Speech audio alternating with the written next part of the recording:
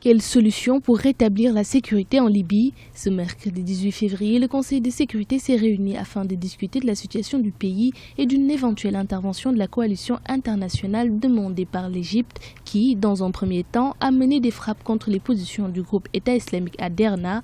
Aux avis de plusieurs pays occidentaux, la meilleure solution pour l'heure est politique. Cependant, pour combattre les groupes armés, les autorités libyennes ont demandé à l'ONU de lever l'embargo sur les armes qui visent Tripoli. La Libye a besoin de mesures décisives de la part de la communauté internationale afin qu'elle l'aide à constituer son armée. Et cela proviendra d'une levée de l'embargo sur les armes qui permettra à notre armée de recevoir du matériel et des armes et de pouvoir contrer le terrorisme. Le chef de la diplomatie libyenne a aussi reçu le soutien de son homologue égyptien. Il faut des mesures concrètes pour empêcher les milices non gouvernementales et autres entités d'acquérir des armes en imposant un blocus naval contre les armes envoyées vers des zones que les autorités légitimes ne contrôlent pas. Pour certains spécialistes, la solution politique semble chaque jour s'éloigner. L'Égypte a assumé sa responsabilité en proposant au Conseil de sécurité une intervention militaire.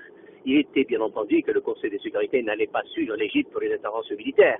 Là où la situation est regrettable, c'est que les pays qui ont fait la guerre à la Libye en 2011 n'assument pas aujourd'hui la responsabilité d'y faire la paix. Comme quoi, il est plus facile de faire la guerre que de faire la paix. Et donc, en définitive, nous sommes aujourd'hui face à une situation où le drame libyen reste la responsabilité des Libyens et l'héritage des pays riverains. Et c'est cette situation-là qui est dramatique. Il est bien entendu que la solution par la paix proposée par le Conseil de sécurité est une solution idéale. Je crains malheureusement qu'il ne faille en plus une petite dose d'intervention militaire. Et donc nous sommes aujourd'hui face à une situation assez compliquée à la fois pour les Libyens, mais surtout pour les pays riverains aussi. La situation politique et sécuritaire en Libye reste préoccupante.